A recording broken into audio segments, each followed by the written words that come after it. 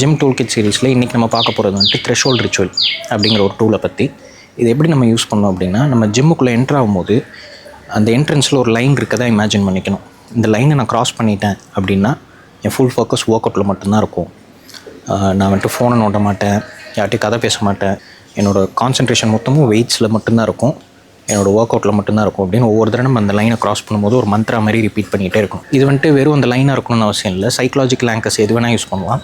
இப்போ வந்துட்டு நீங்கள் ஜிம்மில் போய் ஷூ போட போகிறீங்க அப்படின்னா அந்த ஷூவை மாட்டும் போது இந்த ஷூ நான் போட்டுட்டேன்னா என்னோடய ஃபோக்கஸ் வந்து ஒர்க் அவுட் மட்டும்தான்.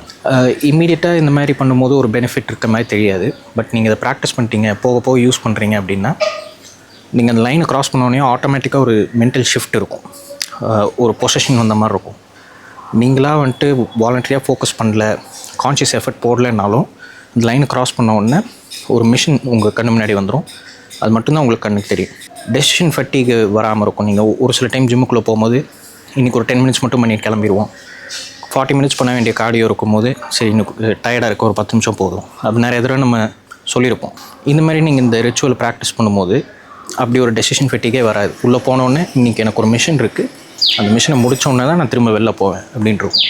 தேவையில்லாமல் டிஸ்ட்ராக்ட் ஆக மாட்டோம், தேவையில்லாமல் டைம் வேஸ்ட் பண்ண மாட்டோம். இந்த டூலை வந்துட்டு இப்போ உங்கள் ஒர்க் அவுட்டில் நீங்கள் இம்ப்ளிமெண்ட் பண்ண ஸ்டார்ட் பண்ணுங்கள். கொஞ்ச நாள்லேயே அதோட பெனிஃபிட்ஸ் உங்களுக்கு தெரிய ஆரம்பிக்கும்.